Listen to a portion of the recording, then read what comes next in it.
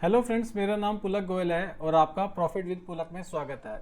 आज हम एक स्टॉक के बारे में डिस्कस करने वाले हैं जिसका नाम इंडिको पेंट्स है। इंडिको पेंट्स मेरे हिसाब से एक मल्टी बैगर स्टॉक है और काफ़ी टाइम से मुझे मल्टी बैगर नज़र आता है। वो क्या रीजंस है मुझे ये मल्टी बैगर नज़र आता है, उन सारे पैरामीटर पे एक एक करके बात करेंगे। आज हम इसके business, financial, fundamental and technical aspect में बात करेंगे। साथ ही साथ इस बिजनेस में क्या रिस्क नज़र आता है, उन सभी बातों पे बात करेंगे। तो चलिए वीडियो की शुरुआत करते हैं। वीडियो की शुरुआत करने से पहले मेरी आपसे दो रिक्वेस्ट है। पहली कि वीडियो को आप शुरुआत से लेकर एंड तक देखें। इसका क्या रीज़न है, क्योंकि आज की वीडियो मोस्ट इंपॉर्टेंट होने वाली है और मैं आज की इस वीडियो में आपको बताने वाला हूँ कि कैसे एक मल्टी बैगर स्टॉक को आप फाइंड आउट कर सकते हैं। एंड सेकंड, अगर आप इस चैनल पे नए हैं तो चैनल को पहले सब्सक्राइब कर लें एंड लाइक कर लें, क्योंकि इसी तरह की इन्फॉर्मेटिव वीडियो मैं आपके लिए टाइम टू टाइम लेके आता रहूँगा। तो चलिए वीडियो की शुरुआत करते हैं। तो वीडियो की शुरुआत करने के लिए हम सबसे पहले कंपनी की वेबसाइट पे विजिट करते हैं। तो जैसे आप स्क्रीन पे देख रहे हैं, हमने कंपनी की वेबसाइट टाइप करी indigopaints.com। तो यहाँ पर इनकी पहली ही इमेज MS धोनी की नज़र आती है। MS धोनी एक वर्ल्ड रिनाउंड क्रिकेटर है और यहाँ पर कंपनी ने इन MS धोनी को लेने का साफ साफ पर्पस नज़र आता है कि ये भी अपने सेक्टर में मार्केट लीडर बनना चाहते हैं। तो कंपनी की अगर बात करें तो कंपनी यहाँ पर सीधा सा समझ में आता है कि कंपनी मार्केटिंग को लेके काफ़ी एग्रेसिव है, क्योंकि इतने महंगे ब्रांड एम्बेसडर को स्मॉल कैप कंपनी के लिए लेना बहुत बड़ी बात है। फर्दर हम विजिट करते हैं तो हम देख पाते हैं कि इन्होंने एक साउथ के भी बहुत बड़े एक्टर को एज ए ब्रांड एम्बेसडर ले रखा है। तो जैसे ही हम प्रोडक्ट सेक्शन पे क्लिक करते हैं तो हमें दिखता है कि कंपनी काफ़ी तरह के प्रोडक्ट्स में है। जैसे इंटीरियर इमल्शन ये करते हैं, एक्सटीरियर इमल्शन ये करते हैं, वाटर प्रूफिंग सोल्यूशन भी ये करते हैं, इनेमल्स भी ये करते हैं, पुट्टीज एंड प्राइमर भी इनका आता है, स्लिक वो कोटिंग भी इनकी आती है और काफ़ी अदर प्रोडक्ट भी आते हैं एंड प्राइवेट लेबल्स भी आते हैं।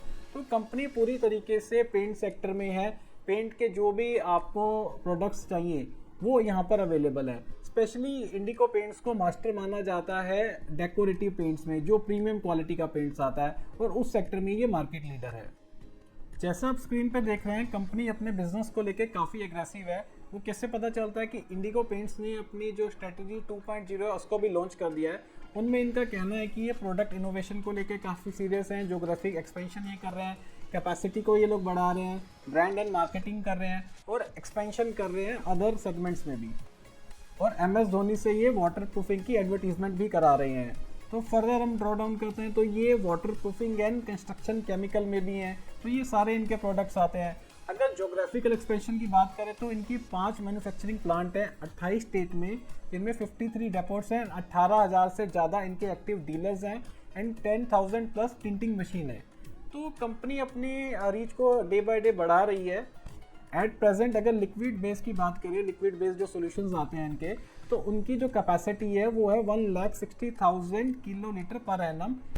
तो अगर इनकी अभी करंट कैपेसिटी की बात करें तो वो आती है 2,98,000, 1,60,000 जो आती है लिक्विड बेस में एंड 1,38,000 वो आती है पाउडर बेस। इनको अगर हम ज्वाइन करते हैं तो वो आती है 2,98,000।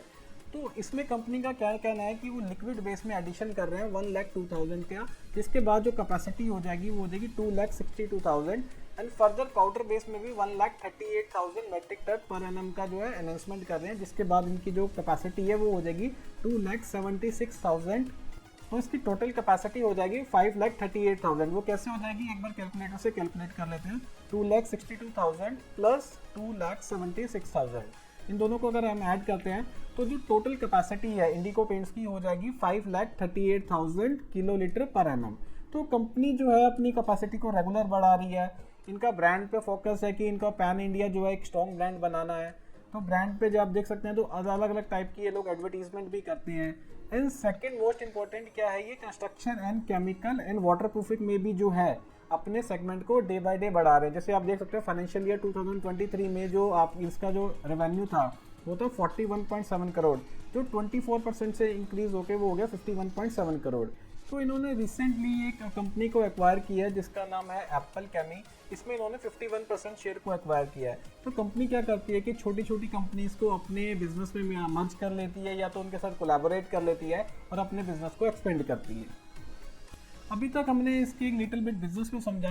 तो बिजनेस को समझना तो ठीक है, लेकिन ये समझना जरूरी है कि इंडिया में क्या पेंट इंडस्ट्री का फ्यूचर है, अगर है तो वो कितना है। तो उसके लिए हम क्या करते हैं कि सबसे पहले per capita paint consumption in India Google पे टाइप करते हैं। कि आप जैसे स्क्रीन पे देख रहे हो, मैंने टाइप किया per capita paint consumption in India.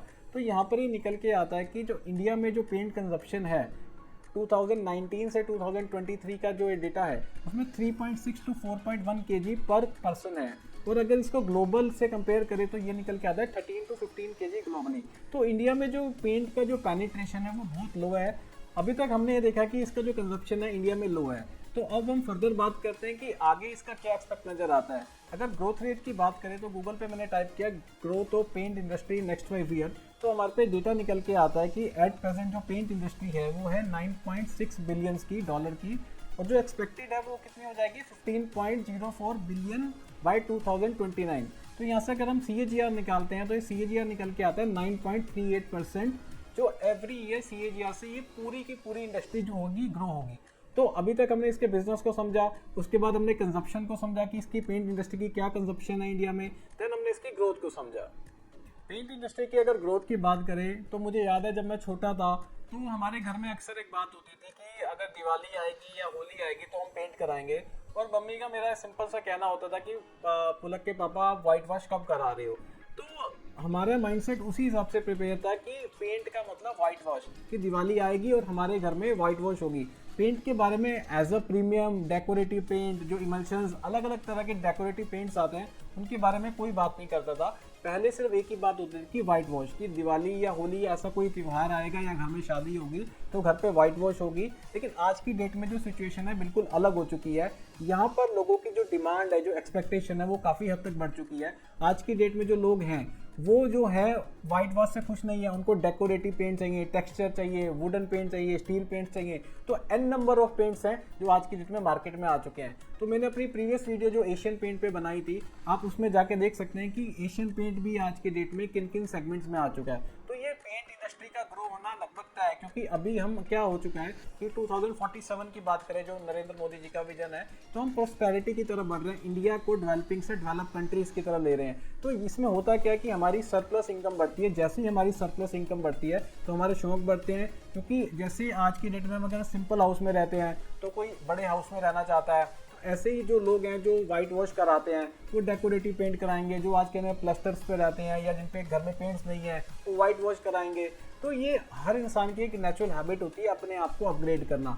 तो यहाँ पर जो डेकोरेटिव पेंट है, जो एक्सपेंसिव पेंट्स है जिनमें कंपनी का जो ऑपरेटिंग प्रॉफिट मार्जिन काफ़ी हाई होता है, उसका आना लगभग तय है।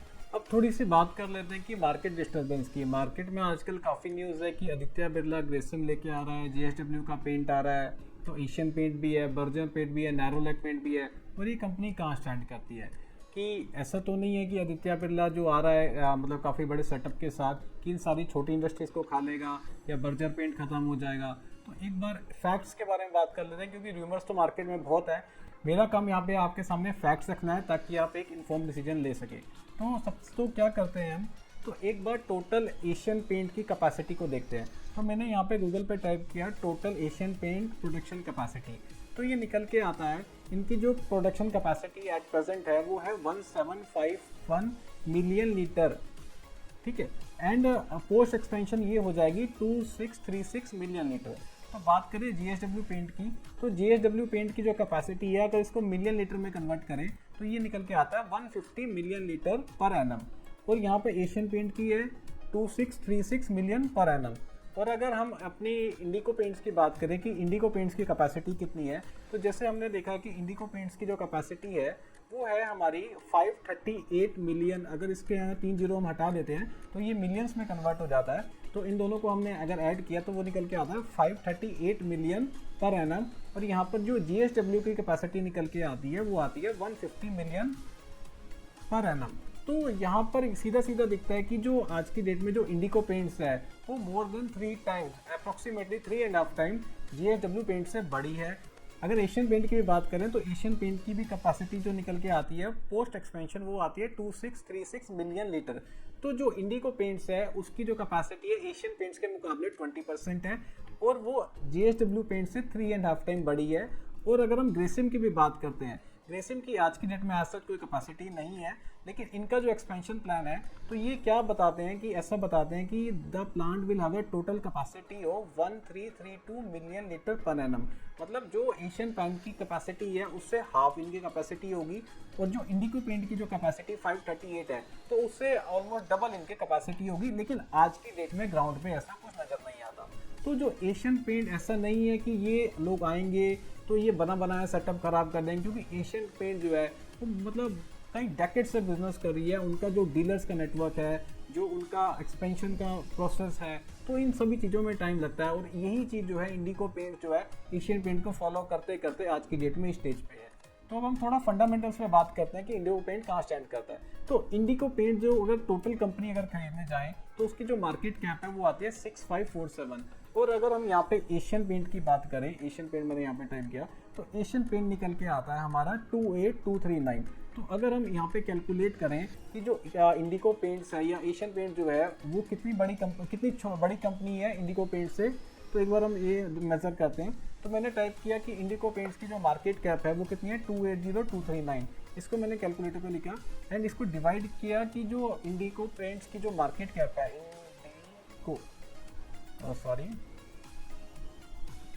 इंडिको पेंट्स की जो मार्केट कैप है वो आती है 6547 डिवाइडेड बाय 6547। तो आज की डेट में जो एशियन पेंट है वो इंडिको पेंट से 42 टाइम्स बड़ी है in terms of market capitalisation, not in terms of capacity but in terms of market capitalisation. तो यहाँ पर मैं ये कैलकुलेशन करने का मेरा मेन पर्पस यही है कि आपको इतना पता चले कि यहाँ पर जो एक्सपेंशन का ग्रोथ है कि अगले 15-20 साल में इंडिको पेंट जो है एशियन पेंट्स तक बनने में उसको कितने टाइम मल्टीप्लाई होना पड़ेगा और वो कितने टाइम यहाँ से ग्रो हो सकती है। तो हमने देखा कि इंडिको पेंट जो है बहुत छोटी कंपनी है। छोटी कंपनी होने का फ़ायदा क्या होता है मल्टी बैगर्स में कि उनके पास एक्सपेंड करने के लिए जो होता है स्पेस काफ़ी होता है। जैसे अगर आने वाले 10 साल की बात करें तो यहाँ से इस कंपनी का 50 टाइम्स होना फिर भी नज़र आता है, 40 टाइम होना नज़र आता है या 30 टाइम होना नज़र आता है। लेकिन एशियन पेंट का आज की डेट में इतने बड़े लेवल पे 30 टाइम या 20 टाइम होना भी नज़र नहीं आता, क्योंकि वो आज के में इतनी बड़ी हो चुकी है, वो एक सर्टेन ग्रोथ से आगे वेट करेगी। लेकिन अगर इंडिको पेंट्स की बात करें, इंडिको पेंट्स आज की डेट में स्मॉल कैप कंपनी है, तो इसको मिड कैप कंपनी में ज़्यादा टाइम नहीं लगेगा, देन इसको लार्ज कैप कंपनी में टाइम लगेगा। तो अभी तक हमने देखा कि ये जो है एक स्मॉल कैप कंपनी है, इसमें का एक्सपेंशन का काफ़ी ग्रोथ है as comparison to Asian paint. Then अगर स्टॉक पी की बात करें तो स्टॉक पी भी काफ़ी इकोनॉमिकल नज़र आता है पेंट सेक्टर का।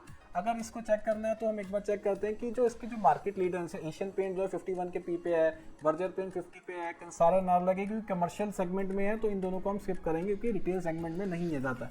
इंडिको पेंट 44 पे है और रेटिना पेंट जो है 150 पे है। तो यहाँ से कुछ महंगा नज़र नहीं आता। आरओसी कंपनी का बहुत अच्छा है, प्रमोटर होल्डिंग काफ़ी अच्छी है एंड आरओसी अगर लास्ट 5 ईयर की बात करें वो भी अच्छा है।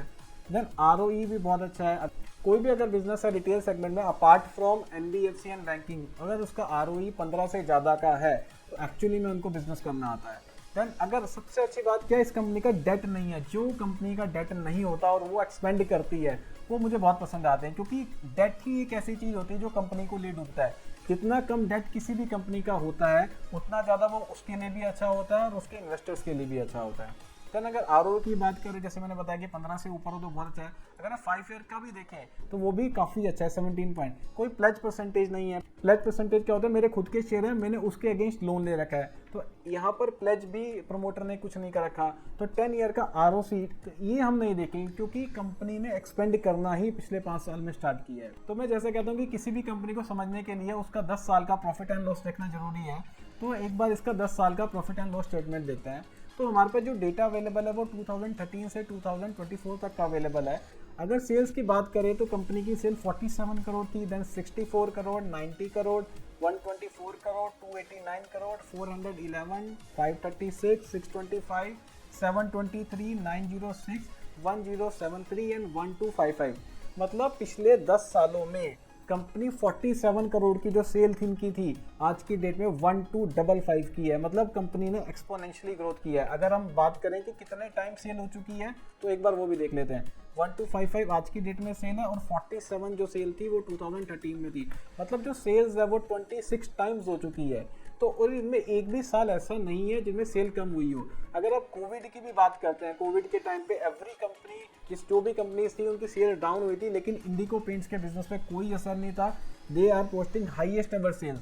अगर नेट प्रॉफिट की बात करें तो कंपनी रिलेटिवली जो प्रॉफिटेबल बनी थी वो थी 2018 में। ये जो पीरियड होता है ना, कंपनी का सेटअप पीरियड होता है, तो यहाँ पे हम प्रॉफिट एक्सपेक्ट नहीं कर सकते। तो 2018 से जो कंपनी थी अपने इक्विलिब्रियम पे आ गई थी, जहाँ से इनका प्रॉफिटेबल बनना स्टार्ट हो गया था। तो 2018 में 411 की सेल पे इनका जो नेट प्रॉफिट था वो था 3 करोड़।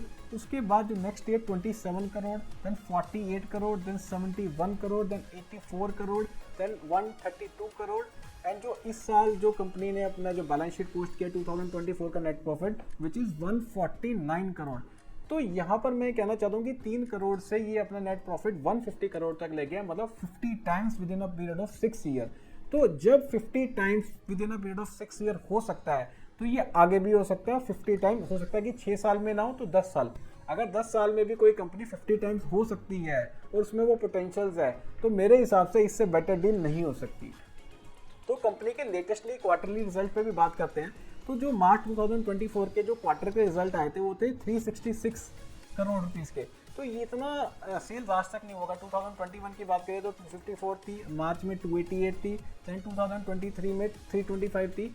आज की डेट में 366 करोड़ की इन्होंने सेल करी and they are posting highest ever sales and highest ever net profit.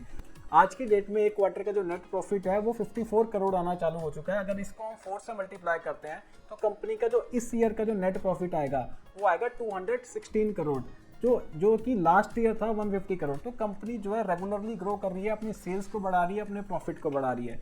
Further हम इसमें नीचे आके देखते हैं इनकी बैलेंस शीट को कि जो खुद का पैसा जो 4 करोड़ रुपए था आज की डेट में 867 करोड़ रुपीस हो चुका है। और सबसे अच्छी बात जो इस कंपनी की है कि इन्होंने जो भी एक्सपेंशन किया है उसमें एज सच कोई बोरोइंग नहीं है। अगर आज भी अगर बोरोइंग रखेंगे 17 करोड़ की है which is just 2% of the overall money, कि यहाँ पर बोरोइंग है ही नहीं। एक तरीके से समझो कि ये टेम्परेरी कंपनी 2% का पैसा ले लेती है, वो भी नेग्लिजिबल है। तो यहाँ पर ये मतलब इनको एक्चुअली में बिजनेस करना आता है। ये जितना पैसा कमाते हैं उसी से एक्सपेंड करते हैं, इनको लोन लेने की जरूरत नहीं पड़ती। एंड ये एक्सपेंड कैसे करते हैं वो भी मैं आपको बताता हूँ। अगर फिक्स एसेट की बात करें तो 5 करोड़ के फिक्स एसेट से बढ़ते बढ़ते आज की डेट में कंपनी का जो फिक्स एसेट है विच इज 579 करोड़, मतलब 100 टाइम फिक्स एसेट हो चुका है। 5 करोड़ की जो मशीनरी थी आज की डेट में 579 करोड़ की हो चुकी है।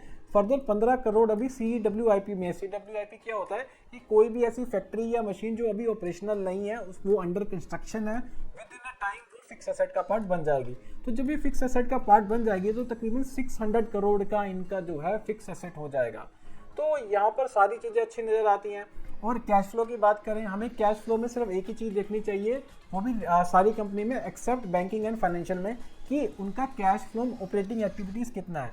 अगर इस कंपनी की बात करें तो कैश फ्रॉम ऑपरेटिंग एक्टिविटीज़ है 152 करोड़ और कंपनी का अगर नेट प्रॉफिट की बात करें तो वह 149 करोड़। तो यहाँ पर मैं ऐसा कहना चाहता हूँ कि ये जो भी सेल्स करते हैं तो वो पैसा इनके अकाउंट्स में आता है। ऐसा नहीं है कि सेल्स कर दी और बाद में पैसा नहीं आया, पैसा मर गया, बैड डेब्ट हो गया। यहाँ पे सारा का सारा पैसा कंपनी के पास आता है। अब हम ड्रॉ डाउन करते हैं, शेयर होल्डिंग पैटर्न को देखते हैं। शेयर होल्डिंग पैटर्न पे हम जाते हैं तो देखते हैं कि प्रमोटर के पास 54% है और आज भी प्रमोटर जो है तकरीबन 54% को होल्ड करता है। FIIs के पास आज के डेट में 7.73% है। यहाँ से कुछ FIIs एग्जिट करे हैं और DIIs की बात करें तो ऑलमोस्ट सेम ही है 1.96%। और पब्लिक पे देखते हैं तो 36.37% नज़र आता है और यहाँ पर नज़र आता है कि पब्लिक के पास जो है जो शेयर्स बढ़ रहे हैं, लेकिन ऐसा नहीं है। वो कैसे नहीं है, अगर हम इसको ड्रॉ डाउन करते हैं तो हमें नज़र आता है कि 13.90% जो स्टेक है यहाँ पर ये कोई इन्वेस्टमेंट फर्म है उसके पास है एंड 12.14% जो है वो भी एक कोई इन्वेस्टमेंट फर्म है इनके पास है। तो टोटल 25% से ज़्यादा हिस्सेदारी जो है इस फर्म के पास है। तो पब्लिक के पास हार्डली 11% है। अगर 100 रुपीज़ के शेयर हैं तो पब्लिक के पास 11% की है, बाकी के जो 89% है वो FII, DIIs और जो है प्रमोटर के पास है, विच इज़ गुड। यहाँ पे जितना भी जो होल्डिंग है वो स्ट्रॉन्ग हैंड्स में है। जो वीक हैंड्स जो इससे रिटेलर होते हैं उनके पास 11% है। तो अभी तक हमने इसके बिजनेस को समझ लिया और उसके फाइनेंशियल्स को भी समझ लिया। अब हम इसके टेक्निकल पे बात करते हैं। तो चलिए स्क्रीन पे चलते हैं और इसके टेक्निकल को स्टडी करते हैं। टेक्निकल पे जैसे ही हमने इंडिको पेंट का ग्राफ खोला तो इसका जो मुझे सबसे पहला जो रेसिस्टेंस नज़र आता है वो नज़र आता है आपका ये वाले लेवल पे जो है 1675 के लेवल पे नज़र आता है। इसको थोड़ा सा रिफाइन और कर लेते हैं। दिस वन, इस लेवल पे नज़र आता है। एंड जो एक ये सपोर्ट जो नज़र आता है वो मुझे जो सपोर्ट है वो इस लेवल पे नज़र आता है, which is this one. And जो एक इसका जो मेजर रेसिस्टेंस है वो कहाँ नज़र आता है, एक बार वो भी स्टडी कर लेते हैं। वो एक जो इसका जो मेजर रेसिस्टेंस है वो नज़र आता है दिस वन पे।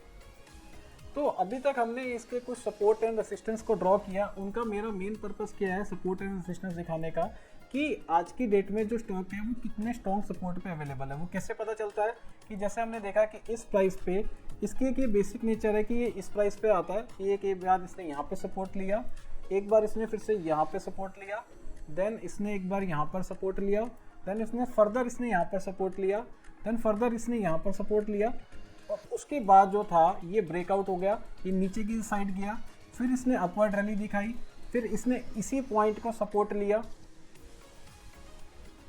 देन फर्दर इसने इसी पॉइंट को सपोर्ट लिया, थोड़ा नीचे गया, फिर ऊपर आया, फिर इसने इसी पॉइंट को सपोर्ट लिया।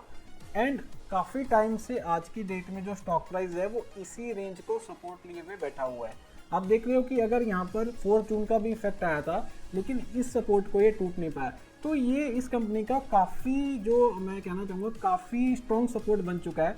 अगर रेसिस्टेंस की बात करें, जो इमीडिएट रेसिस्टेंस नज़र आता है वो मुझे नज़र आता है, पहला रेसिस्टेंस देखिए इस लेवल पे, देन सेकंड यहाँ पर, एंड थर्ड यहाँ पर, देन फोर्थ यहाँ पर, देन फिफ्थ यहाँ पर, एंड सिक्स्थ यहाँ पर, एंड सेवंथ यहाँ पर। तो आप देख रहे हो कि ये जो स्टॉक प्राइस है आज की डेट में इसी रेंज में आप ये ट्रैवल कर रहा है। ट्रैवल करने से मेरा मतलब है 1374 पे आता है, सपोर्ट लेता है, एंड 1680 पे जाता है, रेसिस्टेंस लेता है। तो अगर हम इसी पहला जो अगर शॉर्ट टर्म अगर हम इसमें पैसा कमाना चाहते हैं तो हमारा क्या ट्रेड बनता है कि जैसे ये इस प्राइस पे आए यहाँ पे हम खरीदें, और जैसे ये इस प्राइस पे आए हम यहाँ पे बेच दें। अगर हम ऐसा कर पाते हैं तो 11 डेज में हमारा 22% पैसा बनता है। एंड सेकेंड अपॉर्चुनिटी इसने यहाँ दी थी और हमने यहाँ पर लिया, उसे यहाँ पर बेचा, तो 7 डेज में हमारा जो है 23% पैसा बन पाया है। देन हमने इसको यहाँ पर खरीदा और यहाँ पर बेचा, देन हमने देखा कि विद इन 2 मंथ हमारा 21% पैसा बना। देन हमने इसको यहाँ पर खरीदा और फिर इसको यहाँ पर ही बेचा, तो इसको बेचने में हमारा 26 डेज में 21 पैसा बना। और उसके बाद इसने जो मौका दिया वो दिया यहाँ पर, हमने इसको यहाँ पर खरीदा और उसके बाद यहाँ पर एग्जिट किया, तो स्टिल हमारा 9 मंथ में जो है 23% पैसा बना। और अगर किसी ने यहाँ पर ही खरीदा होता इसको तो वो पैसा और भी जल्दी बन गया होता, तो कितना पैसा बना होता कि 82 डेज में 22.99%। एंड फर्दर जो है आज की डेट में ये अपॉर्चुनिटी दे रहा है किस प्राइस पे, इसी प्राइस पे ये रुका हुआ है। तो जैसे अगर प्रीवियस अगर बात करें तो हमने देखा कि 11 डेज में भी हमारा पैसा जो है 22% बना है, 7 डेज में बना है, 26 डेज में बना है, 63 डेज में भी बना है, और जो मैक्सिमम है 270 डेज में लगा था। ये काफ़ी कोविड वाला सिचुएशंस थी उस टाइम पे जिसमें टाइम लगा था, और पेंट इंडस्ट्री की यूक्रेन रशिया वॉर के कारण जो इनका जो क्रूड ऑयल का जो प्राइसेस था वो काफ़ी बढ़ गया था, जिसके कारण जिनके ऑपरेशन मार्जिन कम हो गए थे। ये पूरी इंडस्ट्री, अगर एशियन पेंट की बात करो इस पीरियड में डाउन था, बर्जर पेंट में था, तो इमीडिएटली रिकवरी आई। तो आज की डेट में ये उसी सपोर्ट पे रह रहा है। तो पहला टारगेट क्या बनता है, जो पहला टारगेट जो मेरे हिसाब से बनता है तो वो बनता है कि यहाँ पर कि 1374 जिसकी डेट में आज की प्राइस पे अवेलेबल है उस प्राइस पे खरीदा जाए और इसको 1680 के प्राइस पे बेचा जाए। एंड जो सेकंड जो मेरे हिसाब से जो टारगेट बनता है वो मेरे हिसाब से बनता है, क्योंकि ये भी एक रेसिस्टेंस है। अगर रेसिस्टेंस की बात करें तो इसी पॉइंट पे यहाँ पर ये 2 बार इस चीज़ को टेस्ट कर चुका है। अगर इसका अगर टारगेट लेके चले तो ये जो टारगेट निकल के आता है 62% का। एंड फाइनली इसका जो लाइफ टाइम हाई है, क्योंकि कंपनी ग्रेट कंपनी है, मल्टी बैगर है। मल्टी बैगर कैसे है मैंने एक्सप्लेन नहीं किया अभी तक, वो मैं आपको बताऊंगा अभी, कि अगर इसको लाइफ टाइम हाई के लिए भी रखा जाए, लाइफ टाइम हाई वैसे यहाँ पर है लेकिन अगर मेजर रेसिस्टेंस के लिए भी रखा जाए तो इसमें 96% पैसा बन सकता है। तो यहाँ पर मैंने आपके सामने 3 टारगेट डिस्कस किए। पहला 22.88% का है, जिसको होने में मेरे हिसाब से 6 महीने लगेंगे, 6 महीने से कम भी लग सकता है, विद इन अ मंथ भी हो सकता है, विद इन अ वीक भी हो सकता है। और जो सेकंड टारगेट है वो 1 साल में इजीली आ जाना चाहिए। एंड जो सेकंड टारगेट है 96% का, उसको 2 साल के लिए हम टारगेट कर सकते हैं। अब आपके दिमाग में एक सवाल आता होगा कि इन टारगेट को होने में एक्चुअली में ये होते हैं या नहीं होते हैं, या जैसे मैं बात कर रहा हूँ कि 30 टाइम 40 टाइम ये बन सकता है, ये होते हैं या नहीं होते, इस चीज़ का हमें पता कैसे चले कि हम इसको बैक टेस्ट कैसे करें। तो उसके लिए मैं आपको एक तरीका बताता हूँ। हम एशियन पेंट के पास जाते हैं, एशियन पेंट का एक बार स्टॉक प्राइस खोलते हैं और ये जितनी भी कैंडल्स है, क्योंकि हमें बड़ा टाइम फ्रेम चाहिए, तो हम क्या करते हैं, एक बार इसको मंथली कैंडल पे देखते हैं। मंथली कैंडल से देखने से होगा क्या कि जो एक कैंडल है वो पर मंथ की होगी। तो यहाँ पर मैंने आपके लिए पहले से भी ड्रॉ कर रखा है कि अगर 20 ईयर की बात करते हैं, आज से 20 साल पहले की, तो एशियन पेंट का जो प्राइस था वो कितने प्राइस पे अवेलेबल था, एक बार वो चेक कर लेते हैं। कि अगर 2004 में अगर हम बात करते हैं तो जो स्टॉक प्राइस था ऑलमोस्ट 31-32 के आसपास ट्रेड करता था, जैसे आज की डेट में इंडिको पेंट जो है लोअर वैल्यूएशन पर ट्रेड करता है।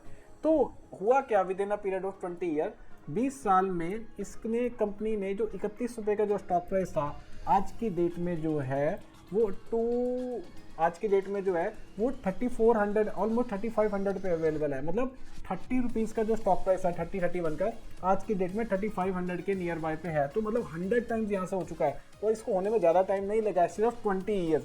तो अगर हम देखेंगे अगर 20 साल का हमारा होल्डिंग पीरियड है तो यहाँ से ये 100 टाइम की 100x आपका, अगर आपने 1 लाख रुपए डाले हैं तो आपके कितने बनेंगे, 1 करोड़ रुपए आपके, मतलब इस तरह की इंडस्ट्री, इस तरह के मल्टी बैगर में बन सकते हैं with in a period of 20 year.